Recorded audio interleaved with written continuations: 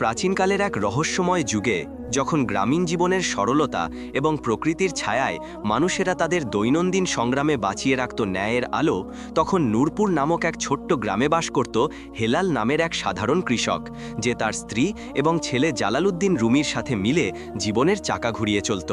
তাদের অধিকারে ছিল কয়েক বিঘা সামান্য জমি, যেখানে সে আখ চাষ করত, তার থেকে রস বের করে গুড় তৈরি করত এবং সেই গুড়ই বাজারে বিক্রি করে পরিবারের ভরণপোষণ চালাত। শীতকালের ঠান্ডা দিনগুলো চলছিল তখন। হেলাল এবং জালালউদ্দিন রুমি ভোর থেকে সন্ধ্যা অবধি জমিতে পরিশ্রম করত, আখ কাটত এবং চুলায় গুড় রান্না করত। হেলাল সর্বদা গুড় নিয়ে স্বয়ং বাজারে যেত, কেননা তার মনে হতো যে জালালউদ্দিন রুমি এখনও অল্প বয়সী এবং বাজারের লেনদেনের জটিলতা বোঝে না। একদিন হেলাল গরুর গাড়িতে গুড় ভর্তি করে বাজারের পথে যাত্রা করল। সেখানে পৌঁছে সে গাড়ি দাঁড় করিয়ে ক্রেতাদের প্রতীক্ষায় বসল। অল্প সময় পর একজন বণিক সেখান দিয়ে যাচ্ছিল। তার স্মরণে পড়ল যে তার পত্নী তাকে আজ গুড় মিশিয়ে ক্ষীর রান্না করার জন্য অনুরোধ করেছে। সেই জন্য সে হেলালের নিকট এসে জিজ্ঞাসা করল, ভাইজান, কি জিনিস বিক্রি করছো?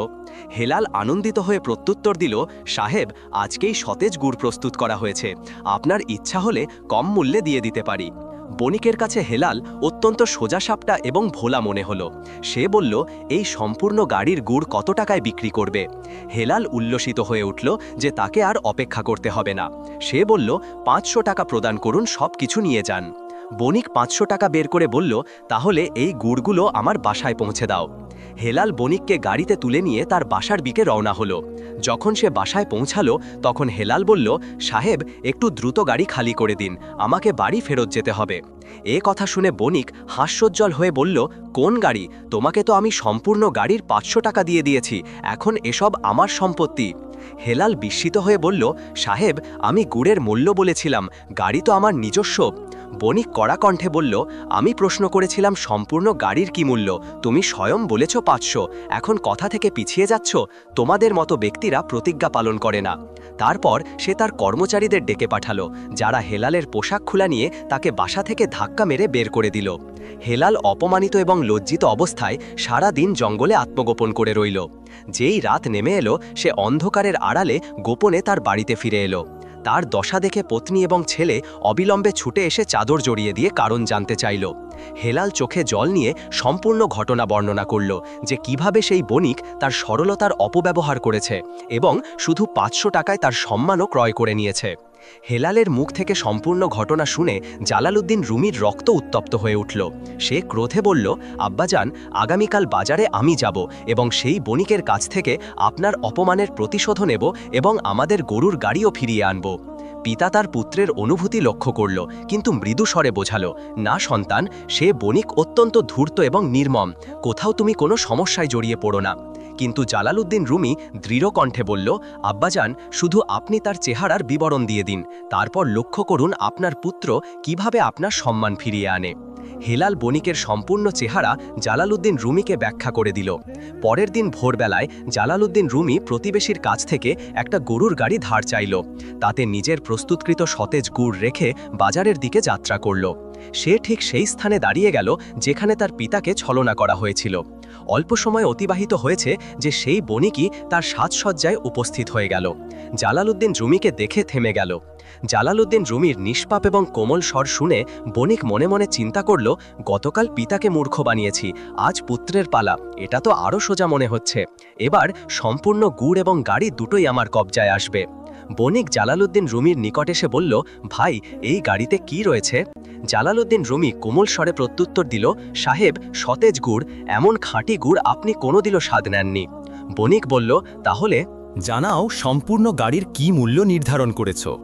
জালালউদ্দিন রুমি হাস্যমুখে বলল, শুধু সাহেব 1 মুষ্টি ভর্তি টাকা দিয়ে দিন, লেনদেন আপনার। বণিকের মুখমণ্ডলে দুষ্টতায় ভরা হাসি ছড়িয়ে পড়ল। মনে মনে চিন্তা করল, ওয়াহ, এটা তো পিতার চেয়েও অধিক নির্বোধ।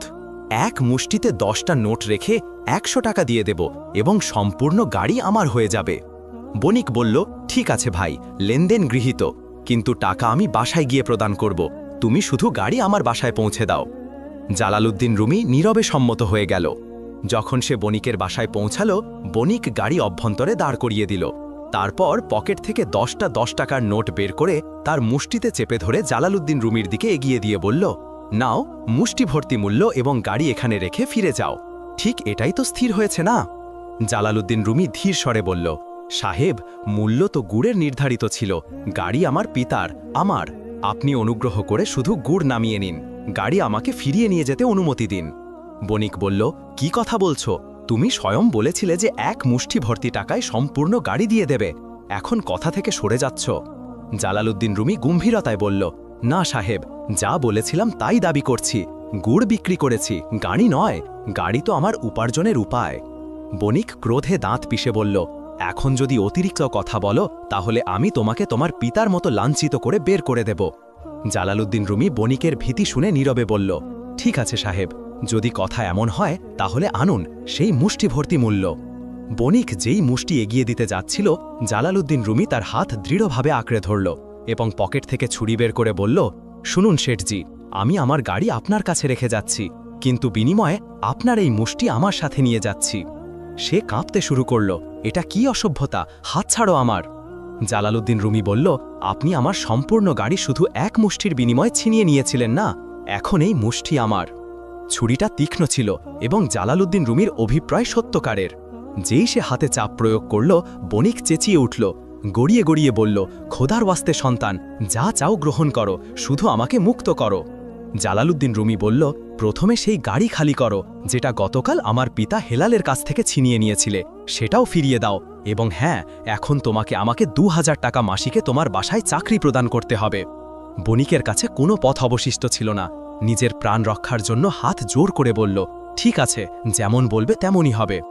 জালালউদ্দিন রুমি ছুরি পেছনে সরালো এবং বলল, যদি তুমি তোমার কথা থেকে সরো বা চাকরি থেকে বের করার প্রয়াস করো বা বেতনে বিলম্ব করো, তাহলে স্মরণ রেখো আমি তোমার নাক এবং কান দুটোই কেটে ফেলব। বণিক কাঁপতে কাঁপতে মাথা নাড়ালো এবং প্রতিজ্ঞা করল। সে হেলালের গাড়িও খালি করে দিল, 2000 টাকা গুড়েরও প্রদান করল এবং চাকরির সম্মতিও দিল। জালালউদ্দিন রুমি দুটো গরুর গাড়ি নিয়ে তার গ্রামে ফিরে এলো। হেলাল দূর থেকে তার পুত্রকে আসতে দেখে আনন্দে অসংযত হয়ে উঠল, দৌড়ে পুত্রকে আলিঙ্গন করল। জালালউদ্দিন রুমি সম্পূর্ণ কাহিনী বর্ণনা করল এবং চাকরির কথাও জানালো। পিতা উদ্বিগ্ন হয়ে বলল, সন্তান, সে বণিক প্রতিহিংসাপরায়ণ ব্যক্তি, সতর্কতা সর্বদা সচেতন থাকো। জালালউদ্দিন হাস্যমুখে বলল, আব্বাজান, যদি সে সিংহ হয় তাহলে আমি সোয়া সিংহ, এখন আপনি উদ্বেগ করবেন না। পরের দিন ভোরে জালালউদ্দিন রুমি বণিকের বাসায় কাজে উপস্থিত হয়ে গেল।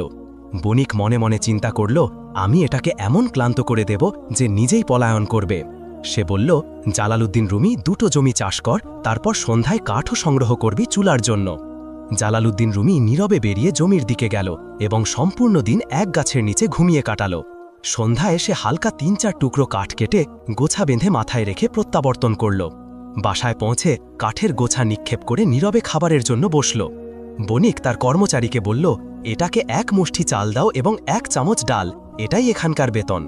জালালউদ্দিন রুমি শেঠের কথা শুনল, এখানে অবস্থান করতে হলে 1 মুষ্টি চালেই সন্তুষ্ট থাকো, নইলে বিদায় নাও। জালালউদ্দিন রুমি নীরবে সেই চাল গ্রহণ করল, জল পান করল এবং উঠে তার কক্ষে চলে গেল। কিন্তু রাত্রিতে ক্ষুধায় তাকে ঘুম আসল না, পেটে ইঁদুরের দৌড় পড়ে গেল। কিছুক্ষণ গড়িয়ে পাশ ফিরে ঘুরল, তারপর উঠে বাইরের সংলগ্ন ঘরের দিকে অগ্রসর হল। সেখানে গিয়ে দেখল যে এক ছোট্ট বাছুর দড়িতে বাঁধা রয়েছে। জালালউদ্দিন রুমি গোপনে বাছুরের দড়ি খুলে দিল। বাছুর তৎক্ষণাৎ তার মাথার নিচে গিয়ে দুধ পান করতে শুরু করল। যেই বাছুর মুখ সংযোগ করল, গরুর থন থেকে দুধ প্রবাহিত হয়ে এলো। জালালউদ্দিন রুমি সুযোগকে কাজে লাগিয়ে নিল। বাছুরকে পুনরায় বেঁধে সম্পূর্ণ দুধ নিজে পান করল। পেট ভরার পর সে শান্তির ঘুমে মগ্ন হয়ে পড়ল। পরবর্তী ভোরে যখন বণিক দুধ তুলতে গেল, তখন থন সম্পূর্ণ খালি ছিল। সে বিস্ময়াপন্ন হয়ে গেল। এখনও সে গরুর নিকট ঝুঁকছিল, যেই গরু জোরে লাথি মেরে সে পশ্চাৎ দিকে পড়ে গেল। এটা প্রতিদিনের রীতি হয়ে উঠল। জালালউদ্দিন রুমি প্রতি রাতে বাছুরকে মুক্ত করত, গরু দুধ দিত, সে পান করত এবং দিনভর কাজ করে থাকত। কিন্তু সে শারীরিকভাবে দুর্বল হওয়ার পরিবর্তে পূর্বের চেয়ে আরও সুস্থ এবং বলিষ্ঠ দেখাতে লাগল। বণিক বিস্মিত হয়ে যেত, এই যুবকটি 1 মুষ্টি চাল গ্রহণ করে, সম্পূর্ণ দিন কাজ করে এবং তবুও এত সুস্থ কিভাবে? তার কোনো সংবাদ ছিল না যে তার গরুর সম্পূর্ণ দুধ জালালউদ্দিন রুমির পেতে যাচ্ছিল। কয়েকদিন পর বণিকের স্ত্রী তার মাতৃগৃহে চলে গেল।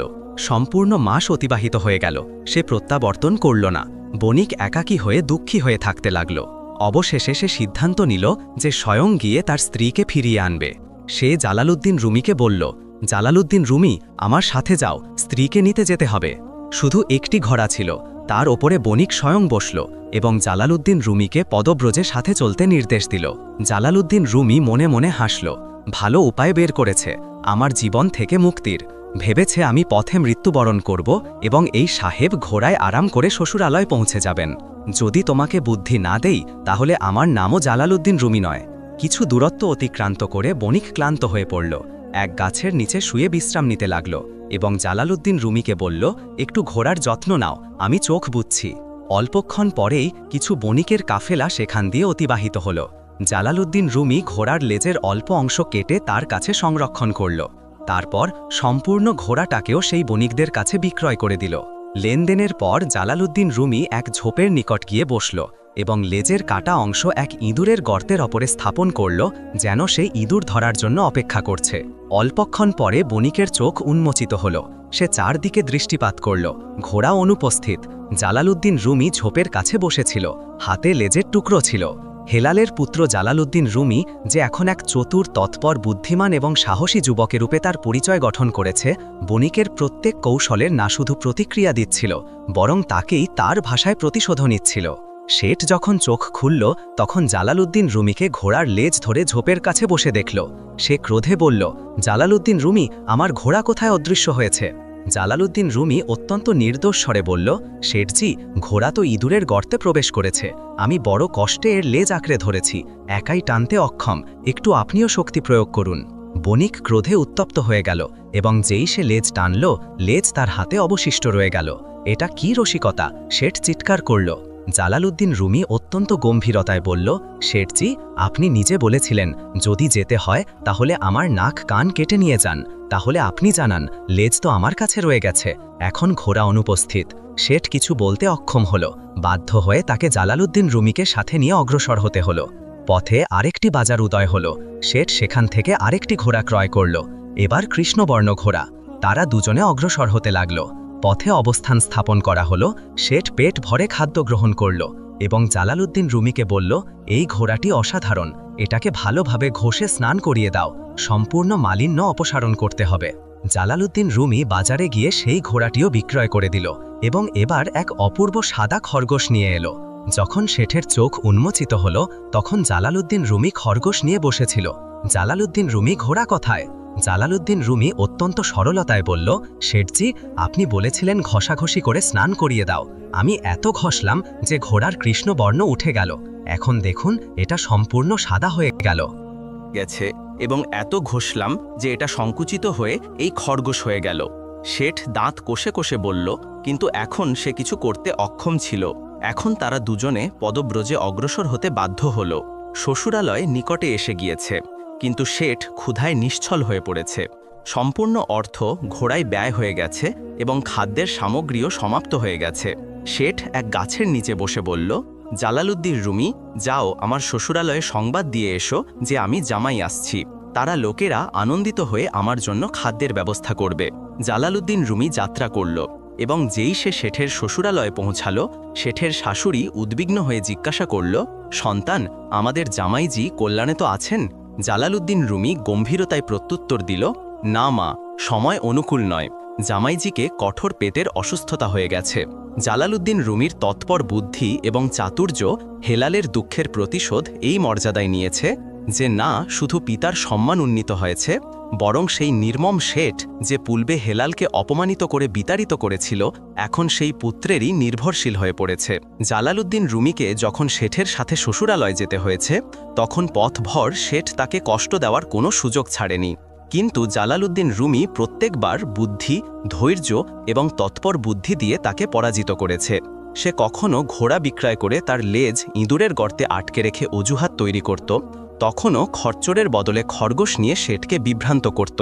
কিন্তু শেঠ কিছু করতে অক্ষম ছিল, কারণ সে হেলালের সাথে যা করেছে তার প্রায়শ্চিত্ত তো এখন আদায় করতেই হবে। যখন দুজনে শ্বশুরালয়ে পৌঁছালো, তখন জালালউদ্দিন রুমি সেখানেও চাতুর্য প্রদর্শন করল। শেঠের নামে খিচুড়ি এবং নিজের জন্য ক্ষীর, পুরি, হালুয়া এবং ঢেঁড়ি প্রস্তুত করিয়ে নিল।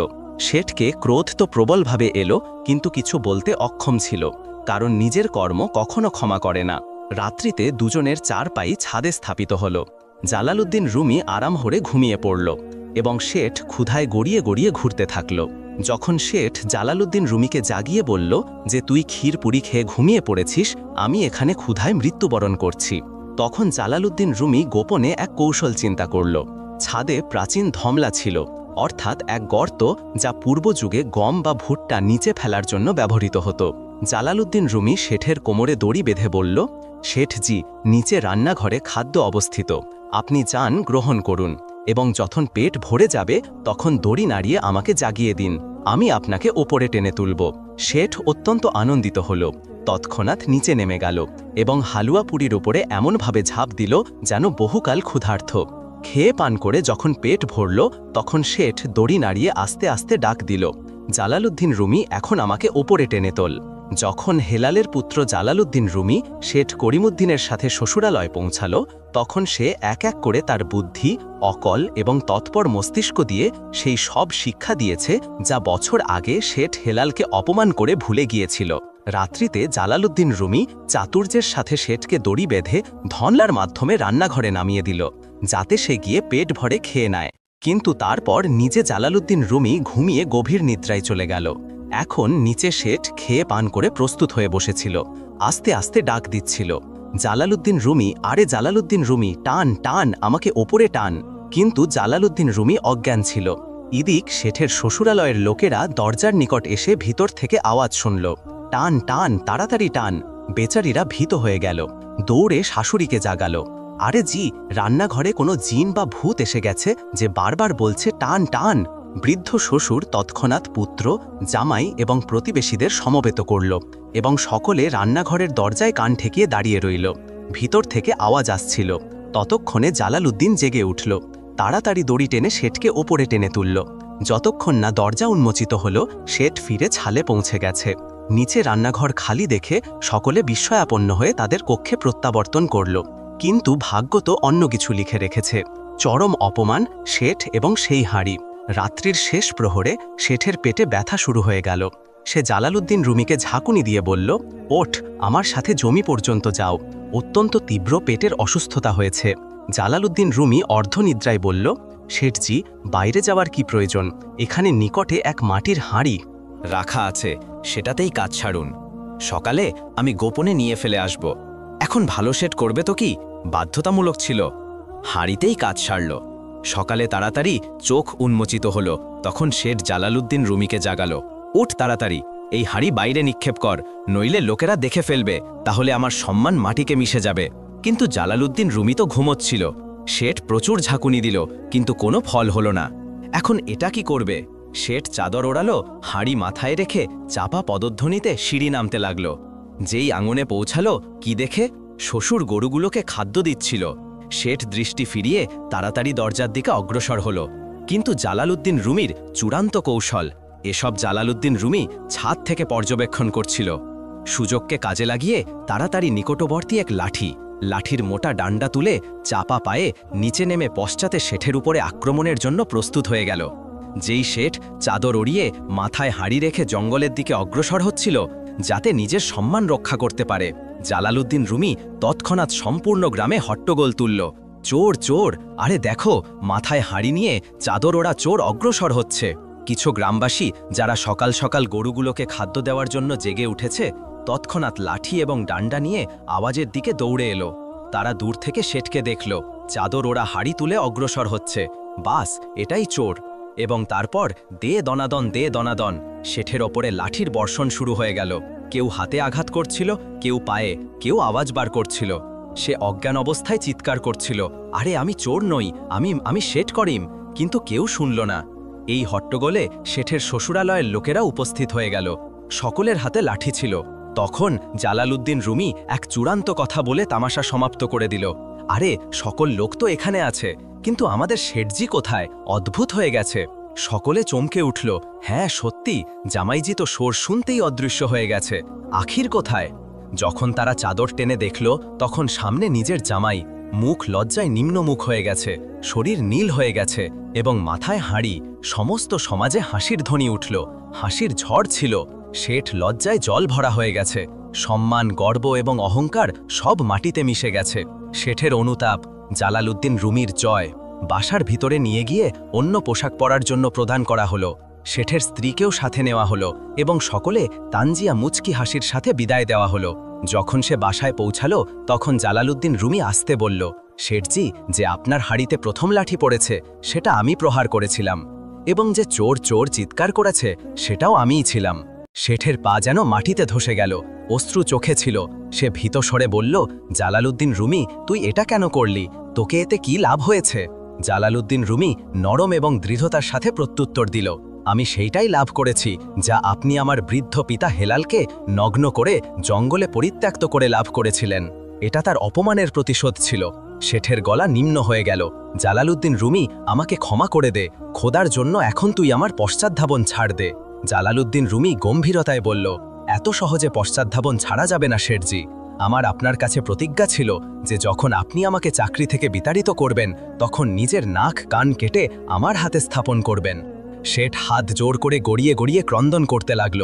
জালালউদ্দিন রুমি, নাক কান ছাড়, যা চাইবে প্রদান করব, বাস আমার সম্মান রক্ষা কর। জালালউদ্দিন রুমি চূড়ান্ত শর্ত রাখল, প্রতিজ্ঞা করো যে আজকের পর কোনো দরিদ্রকে ছলনা করবে না, কারো রসিকতা করবে না, এবং এখনই আমার হাতে 500 টাকা স্থাপন করো। শেঠ তৎক্ষণাৎ প্রতিজ্ঞা করল। 500 টাকা জালালউদ্দিন রুমির হাতে রাখল এবং নিজের কর্মের ওপরে অনুতাপ করে মাথা নিম্ন করে নীরবে বসে রইল। অবশেষে জালালউদ্দিন রুমি তার বাসায় প্রত্যাবর্তন করল। শেঠ করিমউদ্দিন সত্যিই জীবনকালের পাঠ শিখে গেল। এখন সে না কাউকে ছলনা করত, না দরিদ্রের রসিকতা করত। হৃদয় থেকে তওবা করল এবং হেলালের পুত্রের কাছ থেকে ক্ষমা প্রার্থনা করল। পাঠ: যে মাতাপিতার হৃদয় বিদারণ করে সে জীবনে কখনো শান্তি লাভ করে না। যে দরিদ্রকে অপমান করে আল্লাহ তাকে দুনিয়াতেই লজ্জিত করে দেয়, এবং যে ধৈর্য ধারণ করে আল্লাহ তাকে সম্মান, বুদ্ধি এবং সুযোগ দুটোই প্রদান করে। শেঠ করিমউদ্দিন সত্যিই জীবনকালের পাঠ শিখে গেল। এখন সে না কাউকে ছলনা করত, না দরিদ্রের রসিকতা করত।